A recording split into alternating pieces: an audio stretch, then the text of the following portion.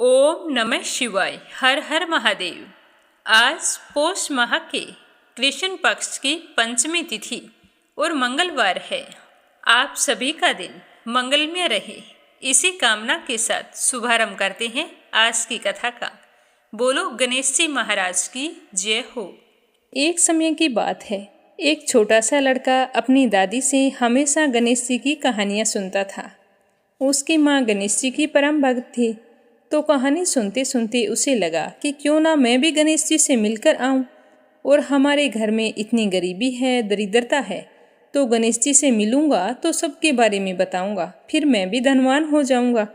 तो यह सोचकर घर छोड़कर निकल गया। चलते चलते वह घने जंगल में पहुंच गया। तो गणेश जी भगवान सोचने लगे कि इसने तो मेरे नाम से घर छोड़ा है, अगर इसे घर पर नहीं भेजा तो इस जंगल में तो शेर वगैरह रहते हैं, वो इसे खा जाएंगे और मुझे इस कलयुग में कौन मानेगा। तो यह सोचकर विनायक जी ने बूढ़े ब्राह्मण का वेश धारण किया और उस लड़के के सामने आए और बोले कि बेटा, तू कहाँ जा रहा है। तो वह कहने लगा कि बाबा, मैं तो गणेश जी से मिलने जा रहा हूँ। आपको पता है गणेश जी कितने चमत्कार करते हैं। तो उसकी बात सुनकर बूढ़ा ब्राह्मण कहने लगा कि बेटा, मैं ही गणेश जी हूँ, तू मांग, क्या मांगता है, परंतु एक ही बार में मांगना, बार बार कुछ मत मांगना। तो वह लड़का सोचने लगा कि मैं क्या मांगूं। अन्न हो, धन हो, हाथी की सवारी हो, मेरे सुंदर सी पत्नी हो, यह सोचते हुए वह चुपचाप बैठा रहा। तो गणेश जी तो अंतर्यामी थे, वो सब कुछ समझ गए। वो उस लड़के से कहने लगे कि बेटा, तुमने तो एक बार में सब कुछ मांग लिया, जैसा तुमने मांगा है वैसा ही सब कुछ तुझे मिल जाएगा।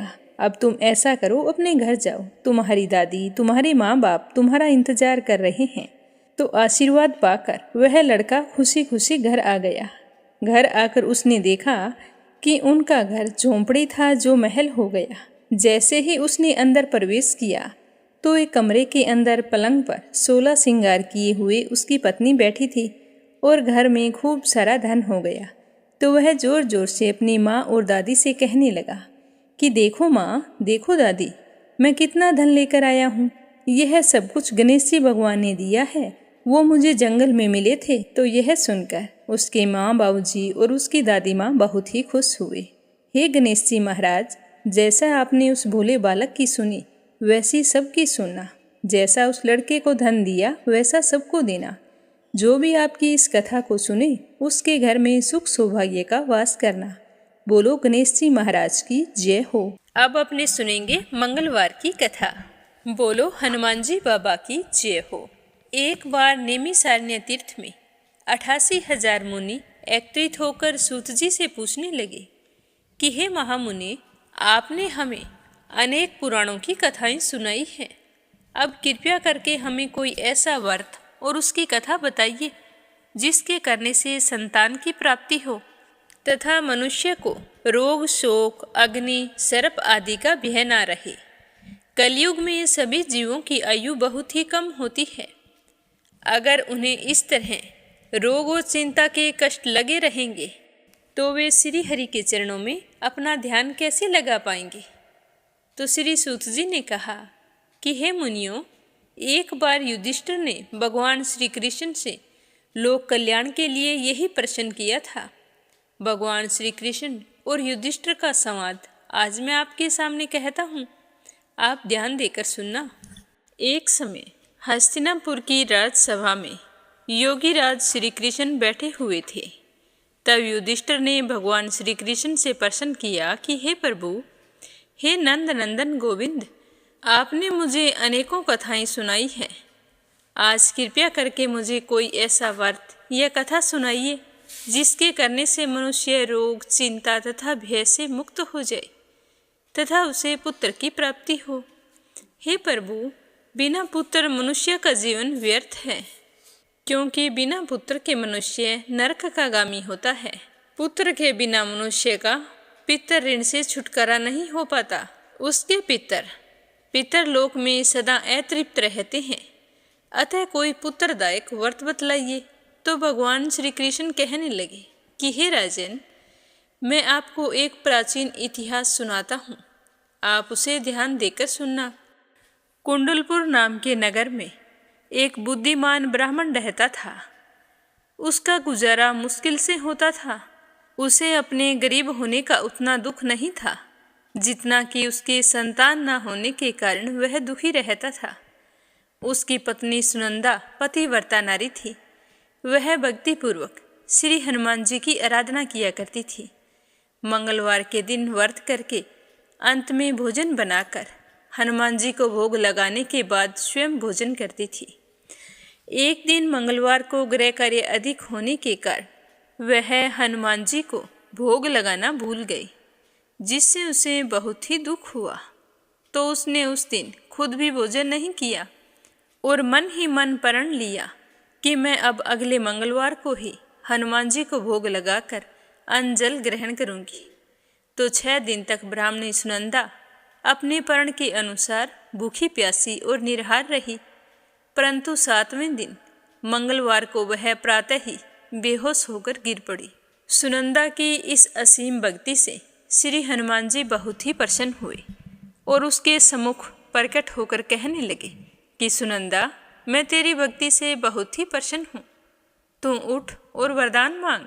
सुनंदा अपने आराध्य देव हनुमान जी को अपने समक्ष देखकर बहुत ही खुश हुई और उनके चरणों में गिर पड़ी और कहने लगी कि हे प्रभु, मेरे कोई संतान नहीं है, अतः आप मुझे संतान प्राप्ति का आशीर्वाद प्रदान करें।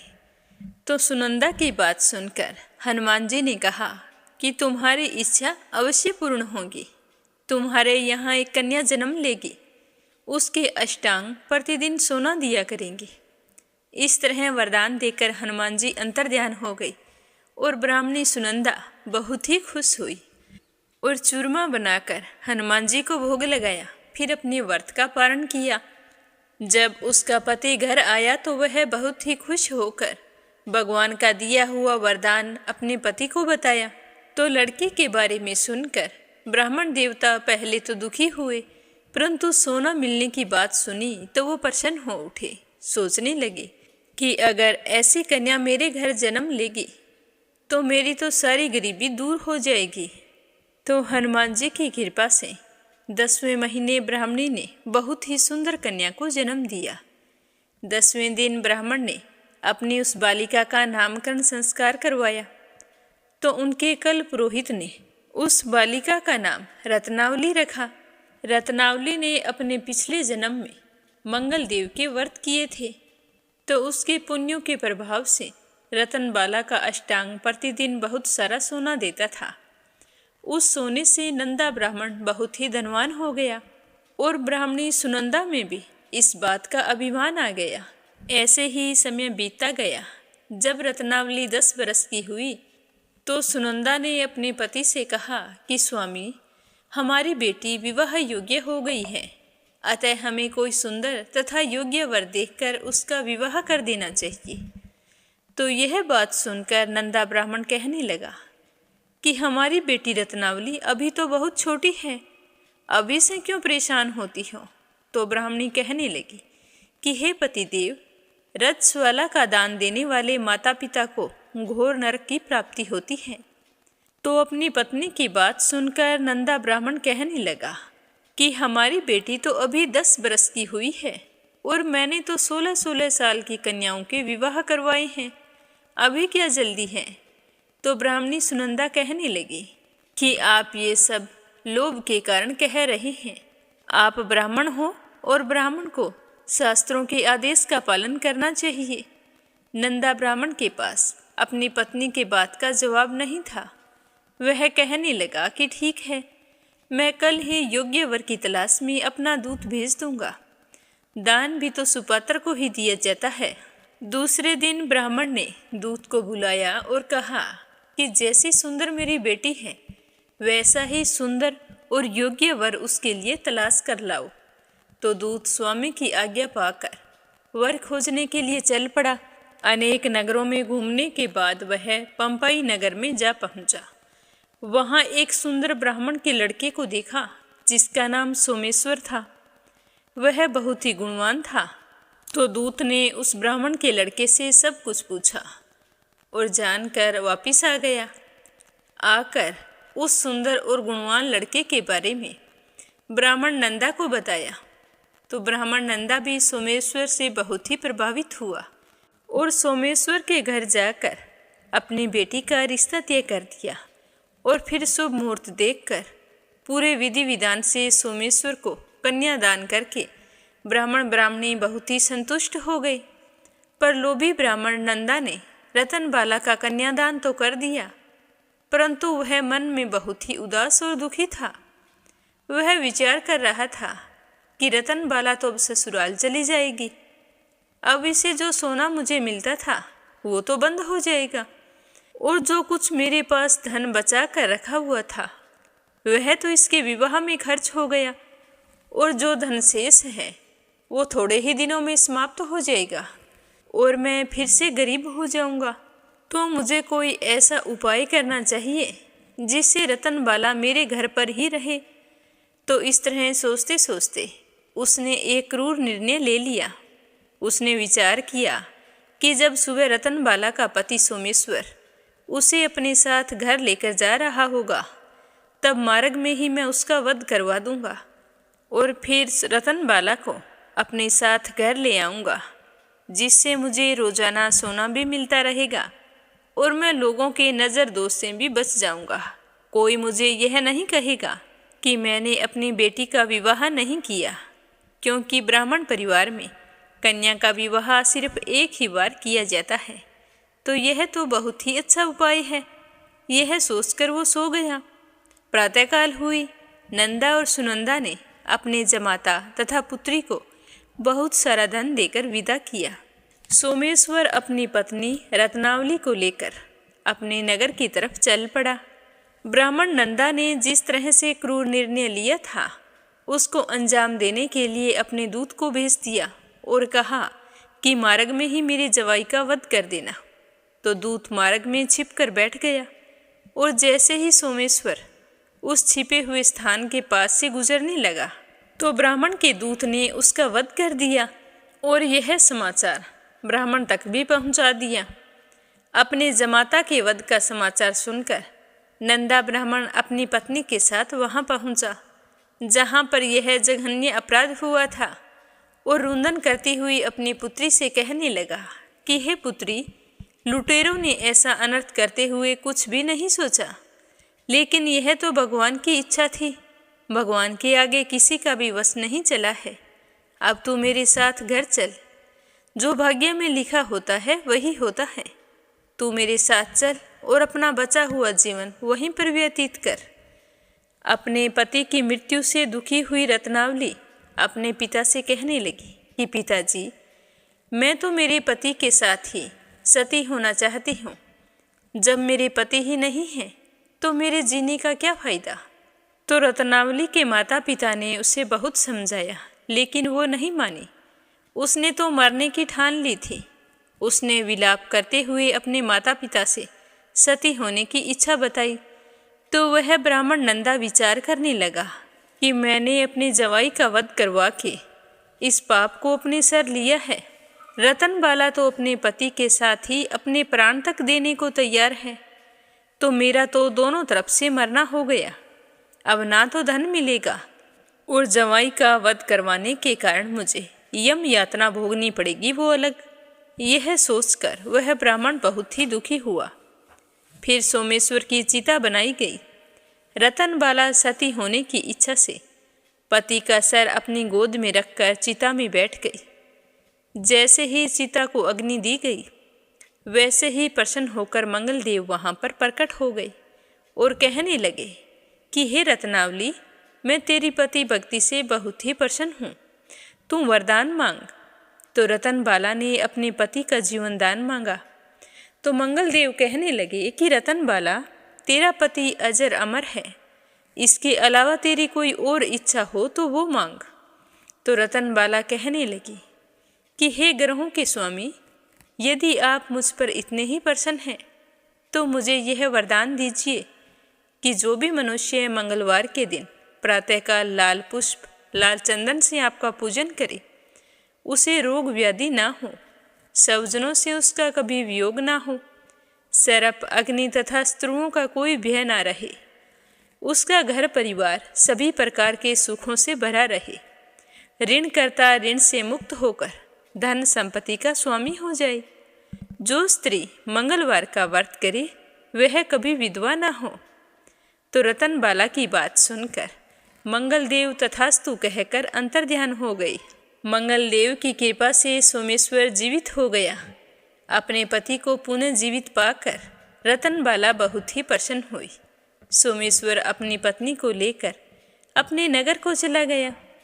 रतनबाला को यह पता चल गया था कि उसके पति की हत्या लोभ के कारण उसके पिता ने करवाई है, लेकिन उसने किसी को कुछ नहीं बताया। उसने अपने पिता को क्षमा कर दिया। पति पत्नी आजीवन मंगल व्रत करने लगे और मंगलदेव की कृपा से इस लोक का सुख ऐश्वर्य भोग कर अंत में स्वर्ग लोक को गई। हे हनुमान जी बाबा, जो भी व्यक्ति मंगलवार के दिन व्रत रखकर आपकी इस परम पावन कथा को सुने, उसकी सारी मनोकामनाएं पूर्ण करना और अपना आशीर्वाद हमेशा उस पर बनाए रखना। बोलो हनुमान जी बाबा की जय हो। अब अपने सुनते हैं लक्ष्मी माता की कहानी। प्रेम से बोलो माँ महालक्ष्मी जी की जय हो।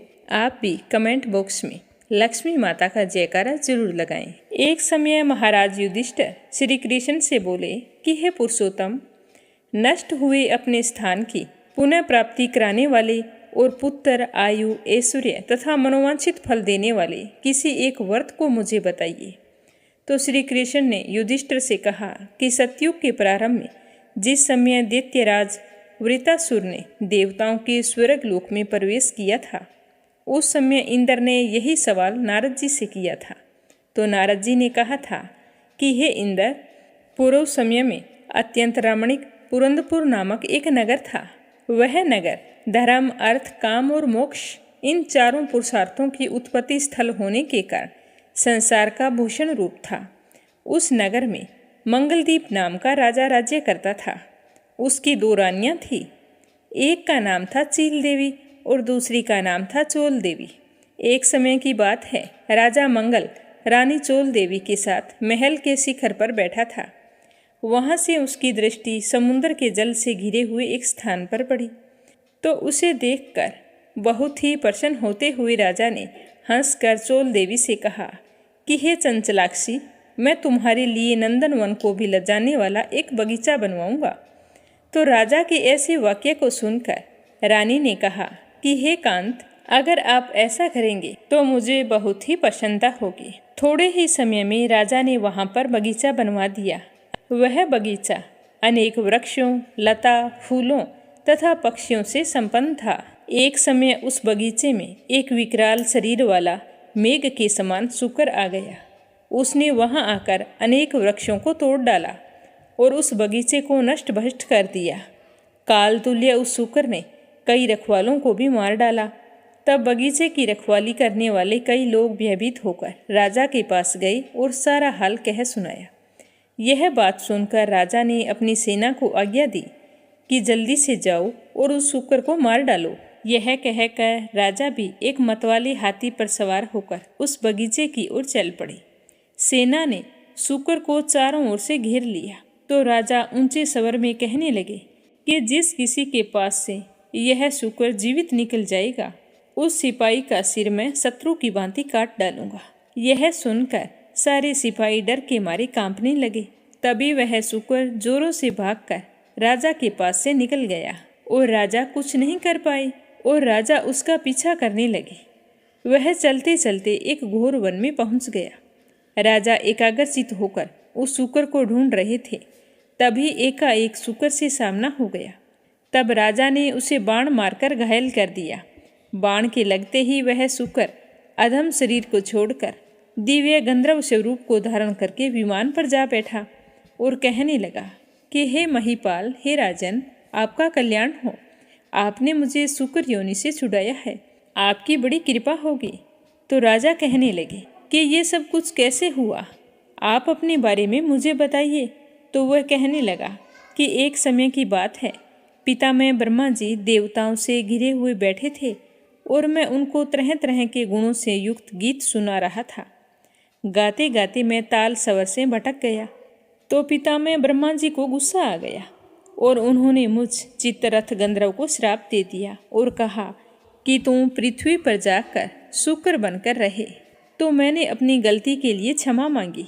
मैंने पितामह से कहा कि श्राप तो कभी भी वापस नहीं हो सकता, पर मुझे ये बताओ कि मुझे शुक्र की योनि से मुक्ति कैसे मिलेगी। तो पितामह कहने लगे कि जिस समय राजाओं का राजा मंगल तुझे अपने हाथों से मारेगा, उस समय तू शुक्र की योनि से छूटकर फिर से इस गंधर्व योनि को प्राप्त होगा।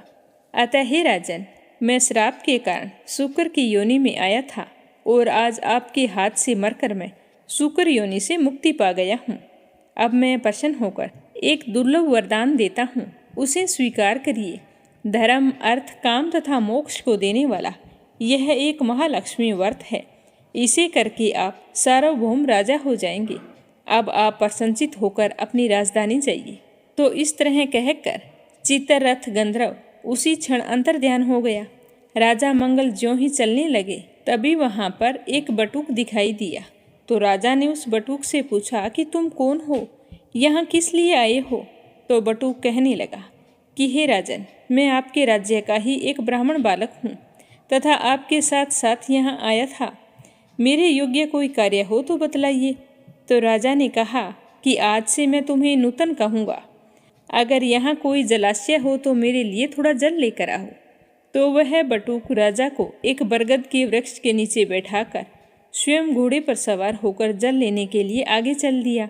वो थोड़ी ही दूर गया था तभी उसे एक बहुत ही सुंदर तालाब दिखाई दिया, मानो स्वयं विष्णु भगवान एवं लक्ष्मी जी का निवास वहाँ पर हो। वह तालाब स्वच्छ जल से भरा हुआ था तथा कमल के फूलों से शोभा पा रहा था।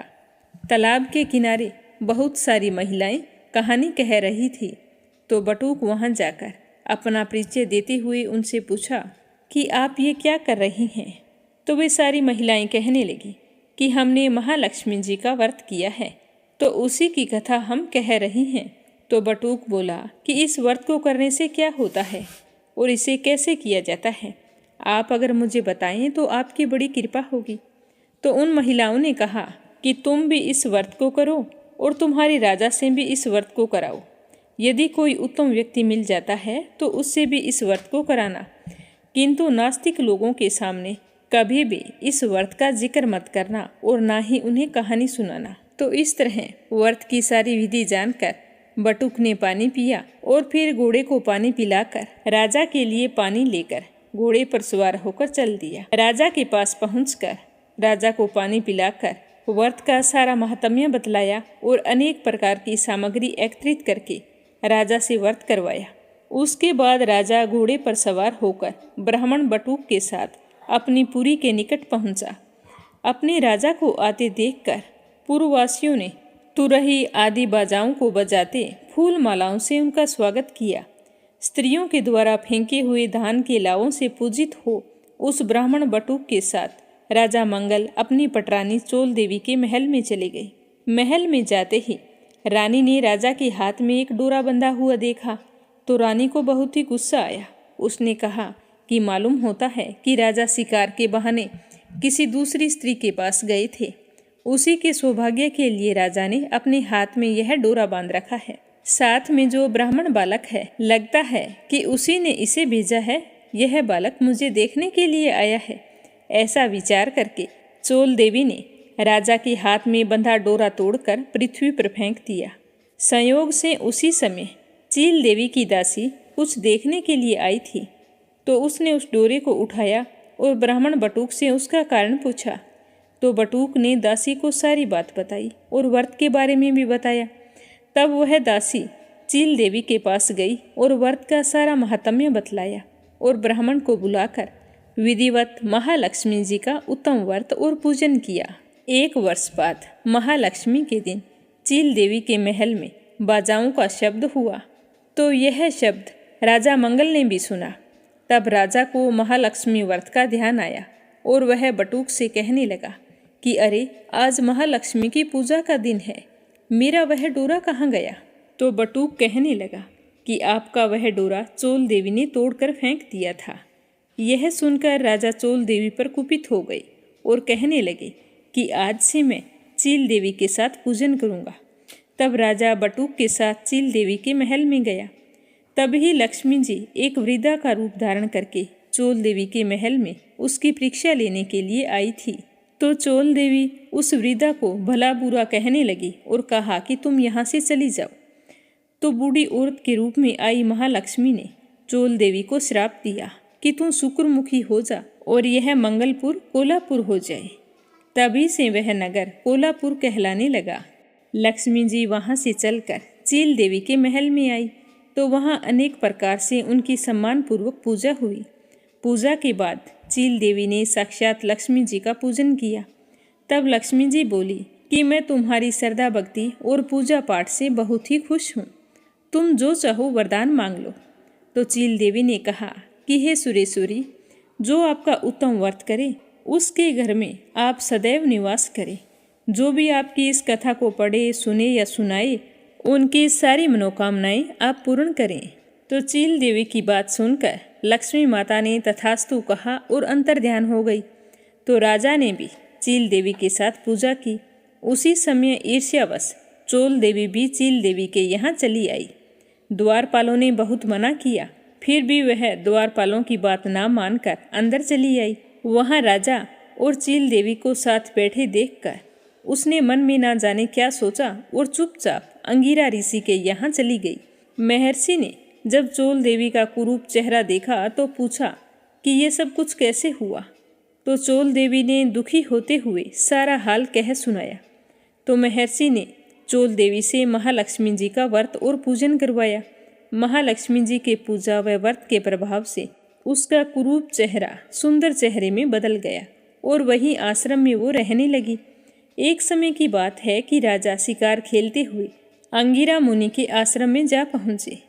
वहाँ उन्होंने सुंदर रूप युक्त तथा चंचल नयनों वाली स्त्री को देखा। तो उसे देखकर राजा ने ऋषि अंगिरा से पूछा कि हे महामुनि, यह दिव्य रूप धारिणी स्त्री कौन है? तो मुनि ने बताया कि यह आपकी ही रानी है। तो यह सुनकर राजा को बड़ी ही हैरानी हुई और वो ऋषि अंगिरा से पूछने लगे कि यह सब कुछ कैसे हुआ। तो ऋषि अंगिरा ने महालक्ष्मी के श्राप और व्रत के बारे में राजा को बताया। राजा को सारा हाल बताकर चोल देवी को राजा को सौंप दिया। तो राजा अपनी रानी से मिलकर बहुत ही खुश हुए और दोनों बड़ी ही खुशी के साथ अपने राजमहल में आ गई। चील देवी चोल देवी को देखकर बड़ी ही प्रसन्न हुई। तो चोल देवी ने चील देवी से माफ़ी मांगी और फिर दोनों एक साथ रहने लगी और अपने जीवन के सुखों को भोगने लगी। चिरकाल तक राजा अपने सप्तद्वीपों से युक्त पृथ्वी पर राज्य करने लगा। महालक्ष्मी व्रत के प्रभाव से बटुक राजा का मंत्री बना और वह राजा पृथ्वी के समस्त सुखों को भोगता हुआ अंत में जाकर आकाश में विष्णु देव का नक्षत्र बनकर स्थित हो गया। नारद जी कहने लगे कि हे इंद्र, सब व्रतों में उत्तम व्रत मैंने तुमसे कहा है, जिसकी कथा मात्र सुनने से मनवांछित फलों की प्राप्ति होती है। जिस प्रकार तीर्थों में प्रयाग, देवताओं में भगवान और नदियों में गंगा पुनीत मानी जाती है, उसी प्रकार सारे व्रतों में और सारी व्रत कथाओं में यह महालक्ष्मी जी का व्रत और कथा उत्तम मानी जाती है। बोलो लक्ष्मी माता की जय हो। अब अपने सुनते हैं भागवत कथा का आगे का अध्याय। प्रेम भाव से सुनते रहिए। बोलो श्री हरि विष्णु भगवान के अनंत स्वरूपों की जय हो। एक बार पितामह ब्रह्मा जी यह सोच रहे थे कि मैं पहले की तरह सुव्यवस्थित रूप से सब लोकों की रचना किस प्रकार करूं। तो उसी समय उनके चारों मुखों से 4 वेद प्रकट हो गए। इनके सिवा उपवेद, न्यायशास्त्र, होता, उधाता, अथर्वऋ और ब्रह्मा, इन 4 ऋत्विजों के कर्म, यज्ञों का विस्तार, धर्म के 4 चरण और 4 आश्रम तथा उनकी वृत्तियाँ, ये सब के सब पितामह के मुखों से ही उत्पन्न हुए हैं। तो विदुर जी पूछने लगे कि हे भगवान, विश्व रचयिता के स्वामी श्री ब्रह्मा जी ने जब अपने मुखों से इन वेद आदि को रचा तो उन्होंने अपने किस मुख से कौन सी वस्तु उत्पन्न की? आप कृपया करके यह विस्तार पूर्वक बतलाइए। तो श्री मैत्रेय जी कहने लगे कि हे विदुर जी, पितामह ब्रह्मा जी ने अपने पूर्व, दक्षिण, पश्चिम और उत्तर के मुख से ऋक्, यजु, साम और अर्थवेदों को रचा तथा इसी क्रम से शस्त्र, होता का कर्म, इज्या, अधर्व्यू का कर्म, स्तुति, स्तोम, उद्धाता का कर्म और प्रायश्चित, ब्रह्मा का कर्म, इन चारों की रचना की। इस प्रकार आयुर्वेद, धनुर्वेद, गांधर्व वेद और स्थापत्य वेद, इन चार उपासकों को भी क्रमशः उन्हीं पूर्व आदि मुखों से ही उत्पन्न किया था।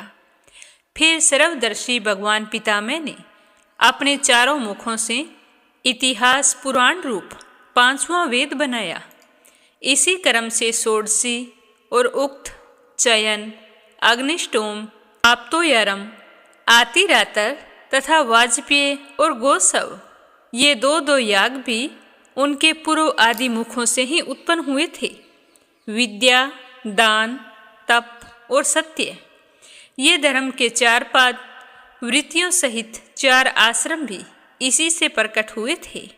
सावित्र, प्रजापत्य, ब्रह्मा और वैहृत्य, ये चार वृत्तियां ब्रह्मचारी की है तथा वार्ता, संचय, शालीन और शिलोच, ये चार वृत्तियां गृहस्थ की हैं। इसी प्रकार वृत्ति भेद से वेखानस, वालखिल्य, ओटुंबर और फैनप से ये चार भेद वानप्रस्थों के तथा कुटी चक्कर, बहुदक, हंस और निष्क्रिय, ये चार भेद सन्यासियों के हैं। और इसी तरह अवनिक्षिका, त्रि, वार्ता, दंड नीति, ये चार विद्याएं तथा चार विहतियां भी पितामह के चार मुखों से उत्पन्न हुई हैं तथा उनके हृदय आकाश से ओमकार प्रकट हुआ। उनके रोमों से उष्णिक, त्वचा से गायत्री, मांस से त्रिष्टुप, अस्थियों से जगती, मज्जा से पंक्ति और प्राणों से विहरती छंद उत्पन्न हुआ। ऐसे ही उनका जीव स्पर्श वर्ण और देह स्वर वर्ण कहलाया। उनकी इंद्रियों को उसम वर्ण और बलकों को अंतस्थ कहते हैं तथा उनकी क्रीड़ा से निषाद, ऋषभ, गांधार, षडज, मध्यम, धेवत और पंचम, ये 7 स्वर हुए। ब्रह्मा जी शब्द ब्रह्मा स्वरूप हैं।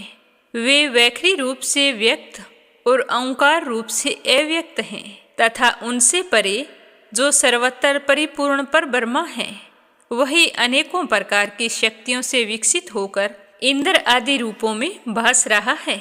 हे विदुर जी, पितामह ने अपना पहला शरीर छोड़ दिया था, जिस शरीर से वो काम के अधीन हो गए थे और उसी शरीर से कुहरा बना था। उस शरीर को छोड़ने के बाद दूसरा शरीर धारण करके विश्व विस्तार का विचार किया। वे देख चुके थे कि मरीचि आदि महान शक्तिशाली ऋषियों से भी सृष्टि का विस्तार अधिक नहीं हुआ है। तो वे मन ही मन पुनः चिंता करने लगे और कहने लगे कि बड़ा आश्चर्य है कि मेरे निरंतर प्रयत्न करने के बाद भी प्रजा में वृद्धि नहीं हो रही है। मुझे तो ऐसा लग रहा है कि इसमें देव ही कुछ विघ्न डाल रहे हैं। जिस समय यथोचित क्रिया करने वाले श्री पितामह ब्रह्मा जी इस प्रकार देव के विषय में विचार कर रहे थे, उसी समय अचानक से उनके शरीर के 2 भाग हो गए।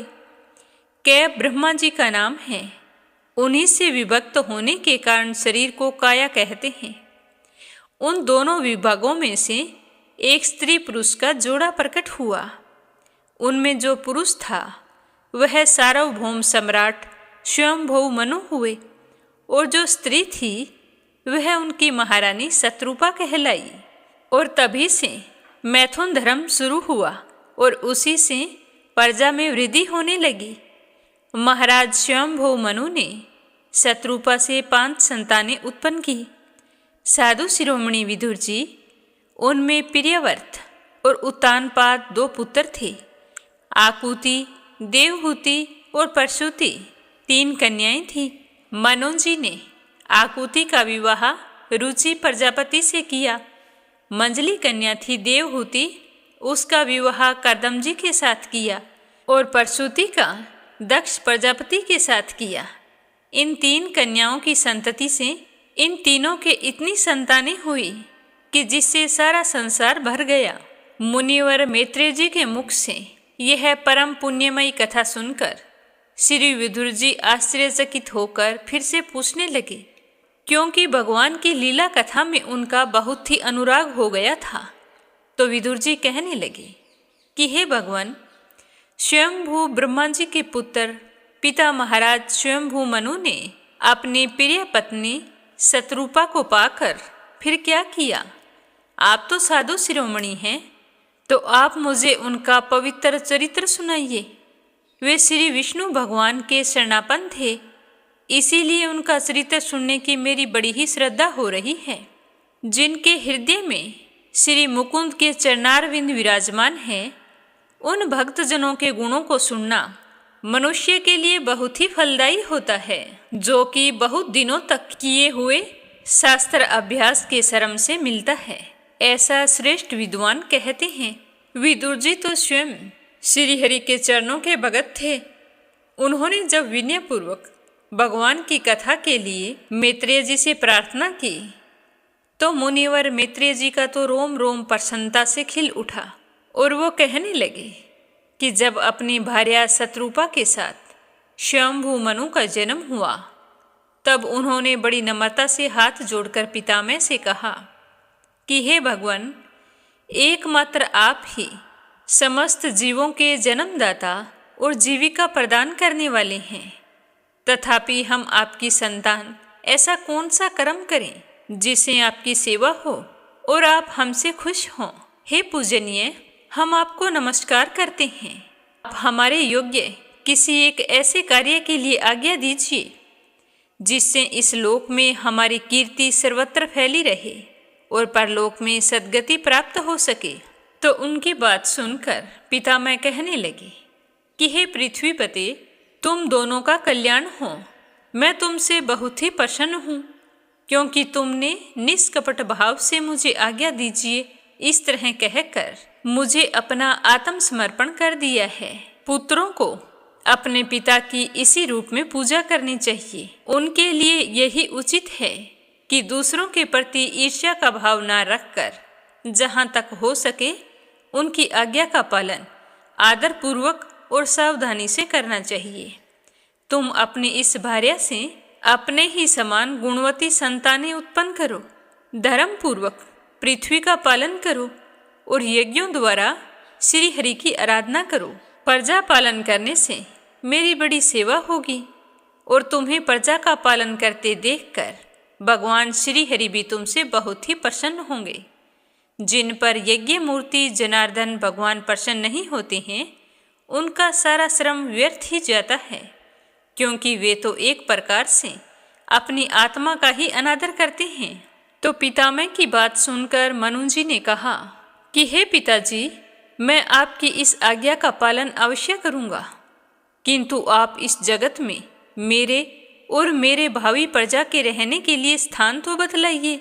सब जीवों का निवास स्थान पृथ्वी है और वो इस समय प्रलय के जल में डूबी हुई हैं। आप इस देवी के उद्धार का प्रयत्न कीजिए। श्री मैत्रेय जी कहने लगे कि पृथ्वी को इस प्रकार अथाह जल में डूबी देखकर पितामह बहुत देर तक मन ही मन सोचते रहे कि पृथ्वी को जल से बाहर कैसे निकालूं। जिस समय मैं लोक रचना में लगा हुआ था, उस समय पृथ्वी जल में डूब जाने से रसातल को चली गई थी। हम लोग सृष्टि कार्य में नियुक्त हैं, अतः इसके लिए हमें क्या करना चाहिए? अब तो जिनके संकल्प मात्र से मेरा जन्म हुआ है, वे सर्वशक्तिमान श्री हरि ही मेरा यह काम पूरा करें। तो पितामह इस तरह विचार कर रहे थे कि उनके नासा छिद्र से अचानक अंगूठे के बराबर आकार का एक वराह शिशु निकला और उसी समय एक हैरान कर देने वाली घटना हुई कि वह नन्हा शिशु थोड़ी ही देर में पितामह के देखते ही देखते बड़ा होकर क्षण भर में हाथी के बराबर हो गया था। तो उस समय विशाल वराह मूर्ति को देखकर मरीचि आदि मुनिजन, सनकादि और स्वयंभू मनु के साथ पितामह भी तरह तरह के विचार करने लगे कहने लगे कि शुक्र के रूप में आज यह कौन सा दिव्य प्राणी प्रकट हो गया है। कैसा आश्चर्य है जो अभी अभी मेरी नाक से निकला था। पहले तो यह एक अंगूठे के बराबर था, किंतु एक ही क्षण में यह इतना बड़ा हो गया है। अवश्य ही यज्ञ मूर्ति भगवान हम लोगों के मन को मोहित कर रहे हैं। तो पितामह और उनके पुत्र इस प्रकार सोच रहे थे कि भगवान यज्ञ पुरुष पर्वताकार होकर गर्जने लगे। सर्वशक्तिमान श्रीहरि ने अपनी गर्जना से दिशाओं को प्रतिध्वनित करके पितामह और श्रेष्ठ ब्राह्मणों को प्रसन्नता से भर दिया। अपना खेद दूर करने वाली मायामयी वराह भगवान की गुरगुराहट को सुनकर वे जनलोक, तपलोक, सत्यलोक निवासी मुनिगण 3 वेदों के परम पवित्र मंत्रों से उनकी स्तुति करने लगे। भगवान के स्वरूप का वेदों में विस्तार से वर्णन किया गया। अतः उन मुनीश्वरों ने जो स्तुति की उसे वेद रूप मानकर भगवान बड़े ही प्रसन्न हुए और एक बार फिर गर्ज कर देवताओं के हित के लिए गजराज की सी लीला करते हुए उस जल में घुस गए। पहले वे शुक्र रूप भगवान पूंछ उठाकर बड़े वेग से आकाश में उछले और फिर अपने गर्दन के बालों को फटकार कर खुरों के आघात से बादलों को छिटकाने लगे। उनका शरीर बड़ा कठोर था, जैसे शिला हो। त्वचा पर कई कड़े कड़े बाल थे, दाढ़ें सफेद थी, नेत्रों से तेज जल निकल रहा था। उस समय उनकी बड़ी शोभा हो रही थी। भगवान स्वयं यज्ञ पुरुष हैं, तथापि शुक्र रूप धारण करने के कारण अपनी नाक से सूंघ सूंघ कर पृथ्वी का पता लगा रहे थे। उनकी दाढ़ें बड़ी कठोर थी, इसी कारण वे बड़े ही क्रूर दिखाई दे रहे थे। अपनी स्तुति करने वाले मरीचि आदि मुनियों को बड़ी सौम्य दृष्टि से निहार रहे थे और निहारते हुए जल में प्रवेश कर गए। जिस समय उनका वज्रमय पर्वत के समान कठोर कलेवर जल में गिरा, उस समय उसके वेग से मानो ऐसा लग रहा था कि समुद्र का पेट फट गया हो और उसमें बादलों की गड़गड़ाहट के समान बड़ा भीषण शब्द हुआ। उस समय ऐसा लग रहा था कि अपनी उताल तरंग रूप भुजाओं को उठाकर वह बड़े आर्त स्वर से, हे यज्ञेश्वर मेरी रक्षा करो, इस तरह से पुकार रहा है। तब भगवान यज्ञ मूर्ति अपने बाण के समान पैने खुरों से जल को चीरते हुए उस अपार जल राशि के उस पार पहुँचे। वहाँ रसातल में उन्होंने समस्त जीवों की आश्रयभूत पृथ्वी को देखा, जिसे कल्प के अंत में शयन करने के लिए श्री हरि ने स्वयं ही अपने ही उदर में लीन कर लिया था। तो उसे देखकर शुक्र रूप भगवान बहुत ही खुश हुए। फिर वे जल में डूबी हुई पृथ्वी को अपनी दाढ़ों पर लेकर रसातल से ऊपर आ गए। उस समय उनकी बड़ी ही शोभा हो रही थी। जल से बाहर आते समय उनके मार्ग में विघ्न डालने के लिए महापराक्रमी हिरण्याक्ष ने जल के भीतर ही उन पर गदा से आक्रमण किया, जिससे उनका क्रोध चक्कर के समान तीक्ष्ण हो गया और उन्होंने उसे लीला से इस प्रकार मार डाला जैसे सिंह हाथी को मार डालता है। तो उस समय उसके रक्त से थूथनी तथा कनपटी सन जाने के कारण वे ऐसे जान पड़ रहे थे जैसे कोई गजराज लाल मिट्टी के टीले में टक्कर मारकर आया हो। जैसे गजराज अपने दांतों पर कमल पुष्प धारण कर ले, उसी प्रकार अपने सफ़ेद दांतों की नोक पर पृथ्वी को धारण करके जल से बाहर निकले और तमाल के समान नील वर्ण वराह भगवान को देखकर पितामह मरीचि आदि को निश्चय हो गया कि यही भगवान है। तब वे हाथ जोड़कर वेद वाक्यों के द्वारा उनकी स्तुति करने लगे। ऋषियों ने कहा कि हे भगवान आपकी जय हो। हे यज्ञपते, आप अपने वेदत्रय रूप विग्रह को फटकार रहे हैं, आपको नमस्कार है। आपके रोम कूपों में संपूर्ण यज्ञ लीन है। आपने पृथ्वी का उद्धार करने के लिए ही यह शुक्र रूप धारण किया है, आपको बारंबार नमस्कार है। हे देव, दुराचारियों को आपके इस शरीर का दर्शन होना अत्यंत कठिन है, क्योंकि यह यज्ञ रूप है। इसकी त्वचा में गायत्री आदि छंद, रोम वाली में कुश, नेत्रों में घृत तथा चारों चरणों में होता, अधर्व्यू, उदाता और ब्रह्मा, इन चारों ऋत्विजों के कर्म हैं। हे ईश्वर, आपके मुख के अगर भाग में जो सुख है, नासिका छिद्रों में युवा है, उदर में यक्षीय भक्षण पात्र हैं, कानों में चमस है, मुख में प्राशितर ब्रह्मा भाग पात्र हैं और कंठ छिद्र में सोम पात्र हैं। हे भगवान, आपको जो चबाना है वही अग्निहोत्र है। बार बार अवतार लेना यज्ञ स्वरूप आपकी दीक्षणीय इष्टि हैं। गर्दन 3 इष्टियां हैं, दोनों दाढ़ें दीक्षा के बाद की इष्टि और यज्ञ समाप्ति की इष्टि हैं। जीवा परवर्ती प्रत्येक उपनिषद के पूर्व में किया जाने वाला महावीर नामक कर्म है और सिर होम रहित अग्नि और उपासन अग्नि है तथा प्राण इष्ट का चयन है। हे देव, आपका वीर्य सोम है। आसन प्रातः 3 सवन है, 7 धातु अग्निष्टोम, अत्य अग्निष्टोम, उक्त, षोडशी, वाजपेय, अतिरातर तथा आप्तोयारम नाम की 7 संस्थाएं हैं तथा शरीर की संधियां संपूर्ण 70 हैं। इस प्रकार आप संपूर्ण यज्ञ, सोम रहित याग और सोम सहित याग रूप हैं। यज्ञ अनुष्ठान इष्टियां आपके अंगों को मिलाई रखने वाली मांसपेशियां हैं। समस्त मंत्र, देवता, द्रव्य, यज्ञ और कर्म आपके ही स्वरूप हैं। आपको नमस्कार है। वैराग्य, भक्ति और मन की एकाग्रता से जिस ज्ञान का अनुभव होता है वह आपका स्वरूप ही तो है तथा आप ही सबके विद्या गुरु हैं। आपको बार बार प्रणाम है। पृथ्वी को धारण करने वाले भगवान, आपकी दाढ़ों की नोक पर रखी हुई यह पर्वत आदि मंडित पृथ्वी तो ऐसे सुशोभित हो रही है जैसे वन में से निकलकर बाहर आए हुए किसी गजराज के दांतों पर पत्तों सहित कमल का फूल रखा हो। आपके दांतों पर रखे हुए भूमंडल के साथ आपका यह वेदमय वराह विग्रह ऐसा सुशोभित हो रहा है जैसे शिखरों पर छाई हुई मेघमाला से कुल पर्वत की शोभा होती है।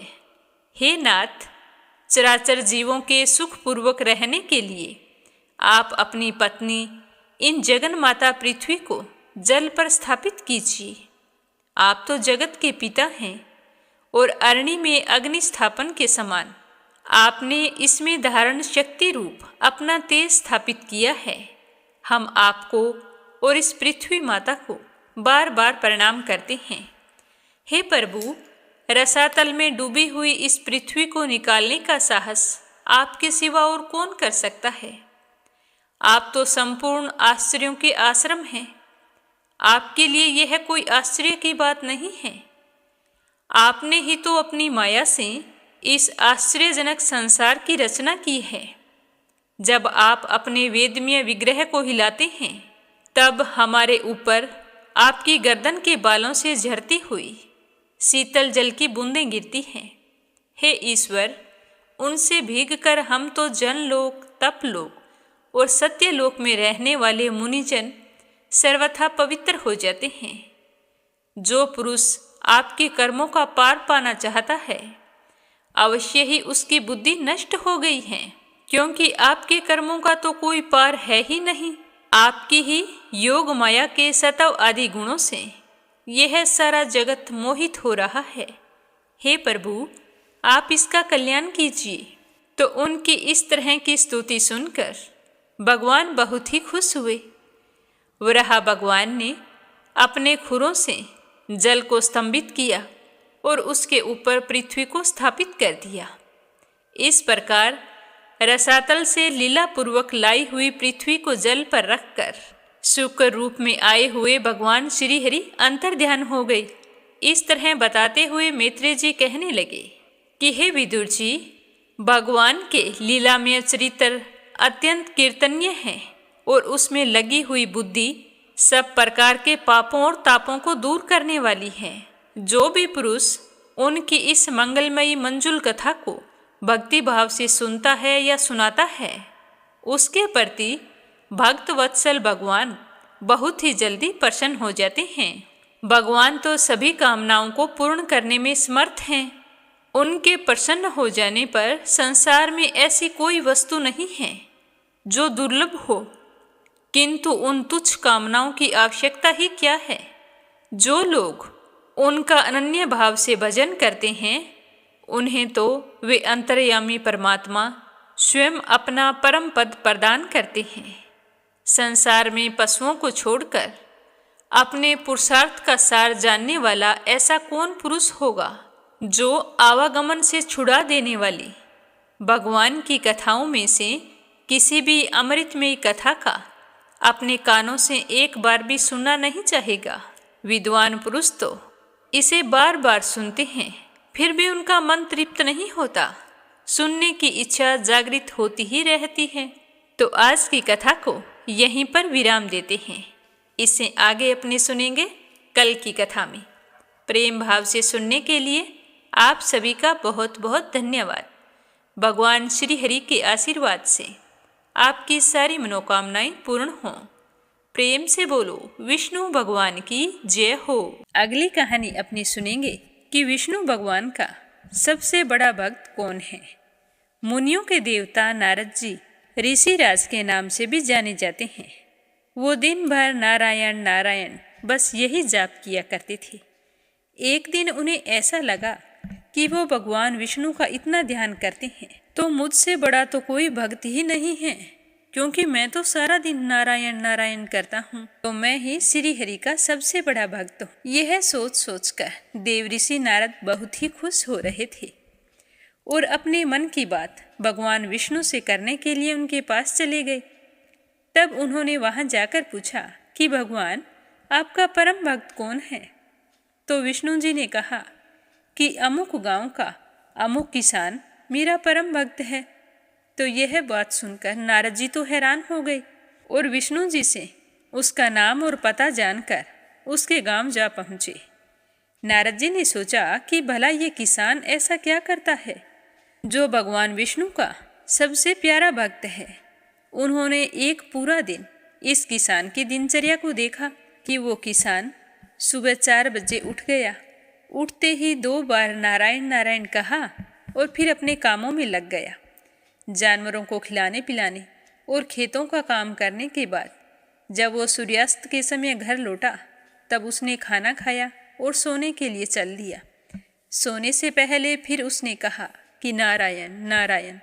तो नारद जी तो हैरान हो गए कि इसने पूरे दिन में 4 बार प्रभु का नाम लिया है, तो ऐसा आदमी श्री हरि का परम भक्त कैसे हो सकता है।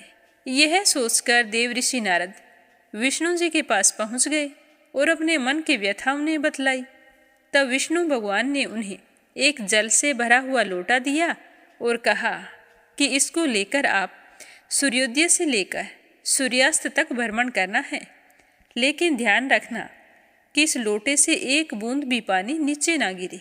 यदि ऐसा होता है तो मेरा सुदर्शन चक्र आपके पीछे ही रहेगा। एक भी बूंद पानी गिरी तो वह आपकी गर्दन काट देगा। अब भगवान की आज्ञा थी, नारद जी पालन कैसे नहीं करते। वो तो परम भक्त थे। उन्होंने दिन भर लोटा अपने सर पर रखा और घूमते रहे। पूरा दिन उन्होंने एक बूंद भी पानी नीचे नहीं गिरने दिया। पूरा दिन अच्छे से ध्यान रखा और सूर्यास्त के बाद वो प्रभु के पास आ गए और बहुत ही खुश थे, क्योंकि उन्हें विष्णु जी ने जो काम दिया था वो अच्छे से संपन्न किया था। तो नारद जी मन ही मन सोच रहे थे कि अब तो मैं भगवान का परम भक्त बन जाऊंगा।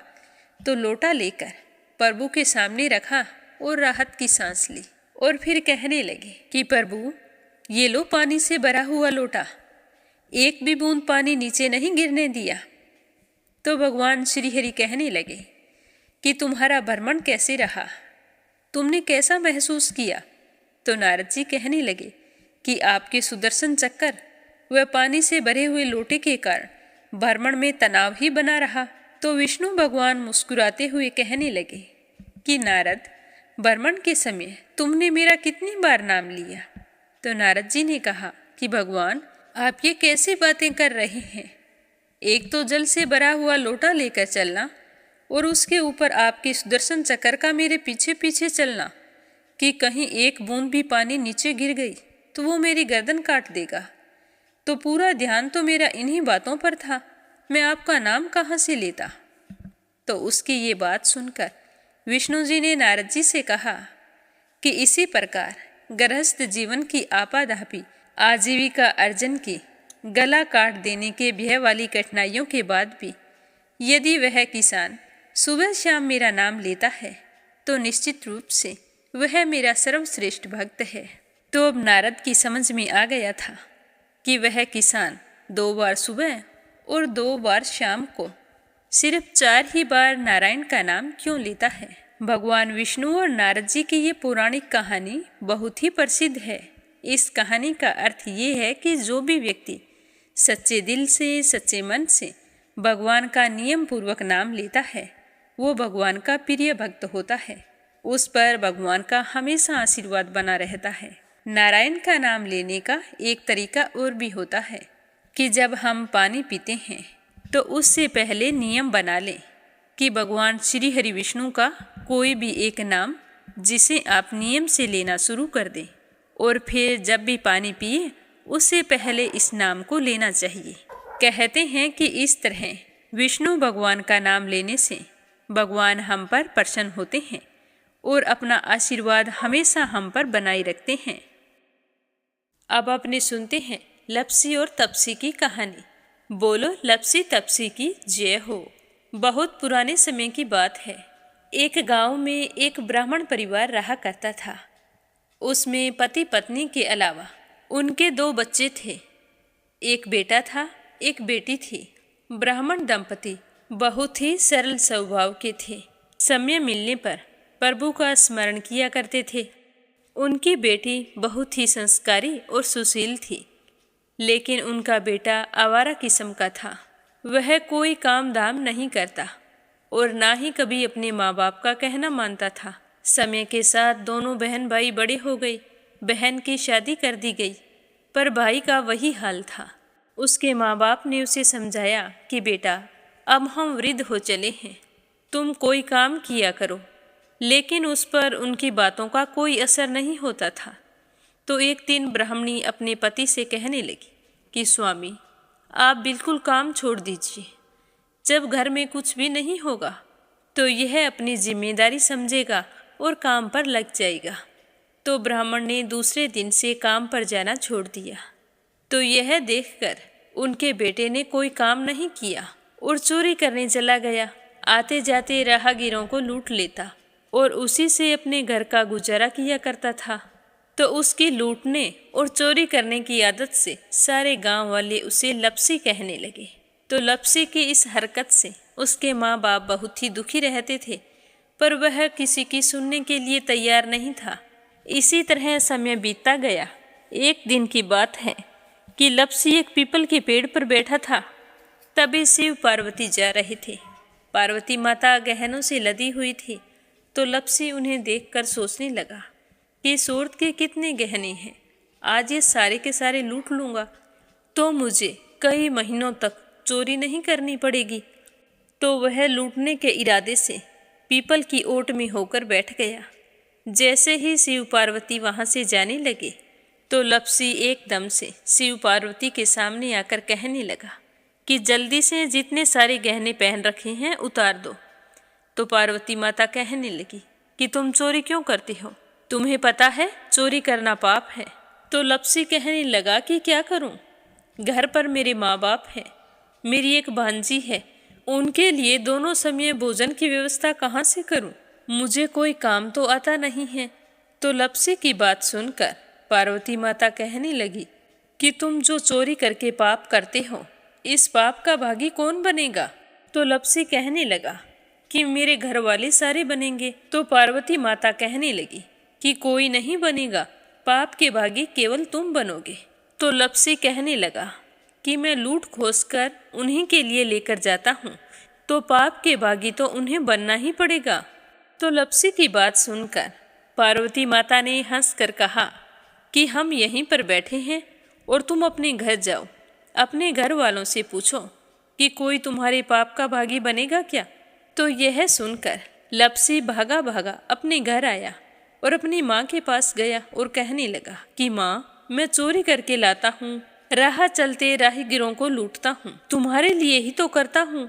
तो तुम मुझे एक बात बताओ, चोरी करने से जो पाप लगता है तो आप मेरे पाप के भागी बनोगे?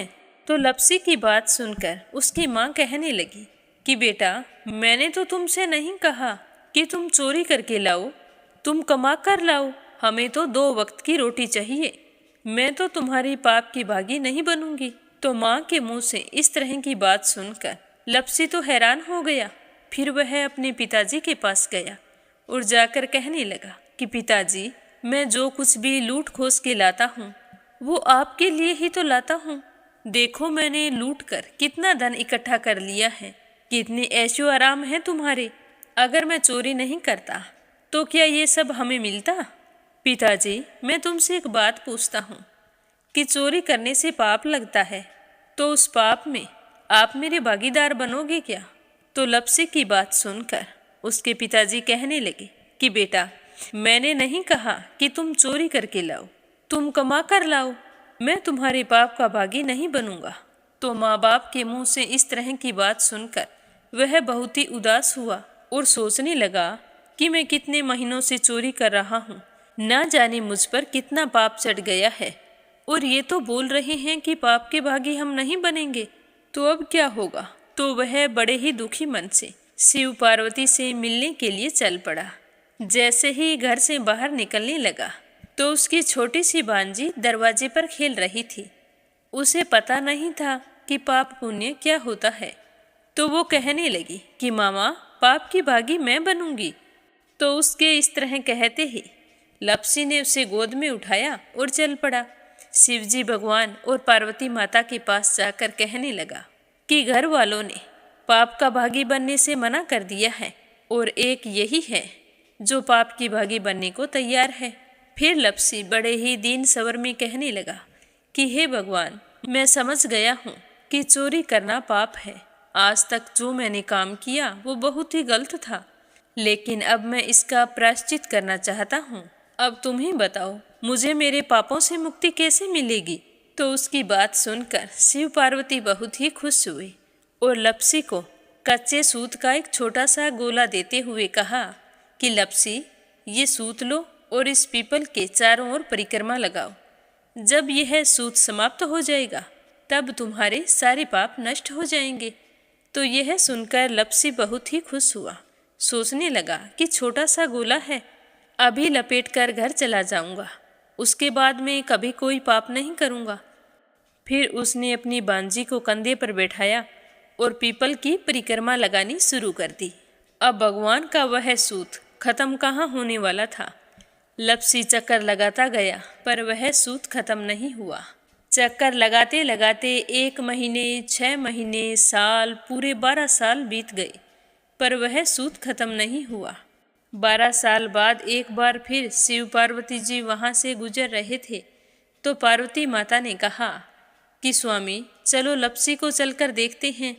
तो शिवजी कहने लगे, वो चोरी करने वाला, लूटने वाला कब का चला गया होगा। तो पार्वती माता कहने लगी कि नहीं स्वामी, चलकर देखने में क्या जाता है, चलो एक बार देखते हैं। तो शिव पार्वती जी जैसे ही पीपल वृक्ष के पास आए तो देखा कि लपसी तो अब भी चक्कर लगा रहा है। वहाँ चारों ओर गहरी खाई हो गई है और लपसी की बड़ी बड़ी दाढ़ी, मूंछें, नाखून बढ़ गए हैं। तो यह देखकर पार्वती माता ने कहा कि देखो स्वामी, आप तो कह रहे थे कि वो कब का ही चला गया, देखो इसके मन में सच्ची भक्ति है।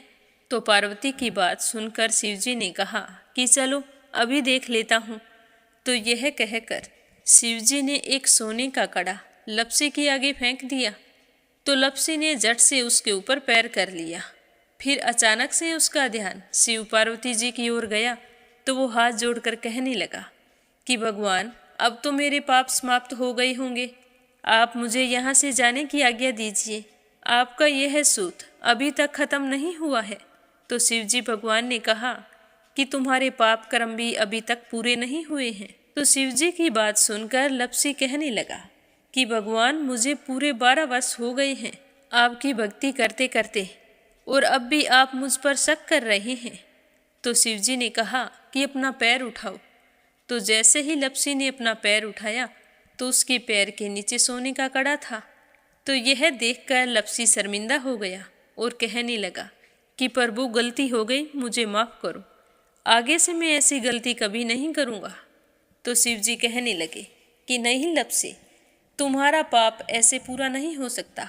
अब तुम्हें 12 वर्ष तक और इसी तरह परिक्रमा करनी होगी, उसी के बाद तुम्हारे पाप समाप्त होंगे। यह कहकर शिव पार्वती वहाँ से चले गए और वह फिर से पीपल के पेड़ की परिक्रमा करता रहा। करते करते 12 साल बीत गए। 12 साल बाद में शिव पार्वती जी वहाँ पर आए तो उन्होंने देखा कि आज भी वो वहीं पर चक्कर लगा रहा है। तो शिव जी ने फिर उसके सामने सोने की अंगूठी फेंकी पर उसने कोई ध्यान नहीं दिया। तो शिव जी भगवान प्रसन्न होकर कहने लगे कि हे लप्सी, आज से तुम मेरी तपस्या करके तपसी बन गए हो। मैं तुम्हें वरदान देता हूँ कि तुम अपने जीवन में सारे सुखों को प्राप्त करेगा, और तूने 24 बरस तक मेरी भक्ति की है, इसका फल भी तुझे अवश्य मिलेगा। जो भी औरत गाय और कुत्ते की रोटी नहीं बनाएगी, उसका पुण्य फल तुम्हें मिलेगा। आंगन लीप कर दहलीज नहीं लीपेगी तो उसका पुण्य फल भी तुझे ही मिलेगा। अगर हमारे घर की बहन बेटी को हम सूट, तीवल या साड़ी भेंट स्वरूप देते हैं तो साथ में मोली का धागा और कुछ रुपए नहीं देंगे तो उसका पुण्य फल भी तुम्हें ही मिलेगा। अगर कोई दिए से दिया जलाएगा तो उसका पुण्य फल भी तुम्हें ही मिलेगा। अगर व्रत और पूजा पाठ में सारी कहानी सुन ले और तुम्हारी कहानी ना सुने तो उसका पुण्य फल भी तुम्हें ही मिलेगा। कहा जाता है कि तभी से सुबह पहली रोटी गाय की और सुबह की अंतिम रोटी छोटी बनाई जाती है, और शाम को अंतिम रोटी बड़ी बनाई जाती है जो कुत्ते की होती है, और दिए से दिया भी नहीं जलाया जाता। और घर की बहन बेटियों को सूट और तीवल के साथ भेंट स्वरूप कुछ रुपए भी जरूर दिए जाते हैं। और उसी दिन से हर व्रत कथा के बाद में लप्सी तपसी की कहानी जरूर सुनी जाती है, और कथा समाप्त होने पर कहा जाता है कि लप्सी का फल लप्सी को मिले, तपसी का फल तपसी को मिले। हमारी पूजा पाठ का, हमारे व्रत का और हमारी कहानी का पुण्य फल हमें मिले। बोलो लप्सी तपसी की जय हो। तो ये थी लप्सी और तपसी की कहानी। लप्सी तपसी 2 भाई नहीं थे। लप्सी और तपसी एक ही आदमी का नाम था। लूट कर लाता था, इसीलिए उसे लप्सी के नाम से पुकारते थे, और फिर भगवान की तपस्या करने के कारण उसे तपसी के नाम से जाना जाने लगा। बोलो लप्सी तपसी की जय हो। अब अपने सुनेंगे कथा सुनने वाले प्यारे श्रोताओं के नाम, जो रोजाना पूरे श्रद्धा भाव से कथा सुनते हैं और अपना नाम भी कमेंट करके बताते हैं।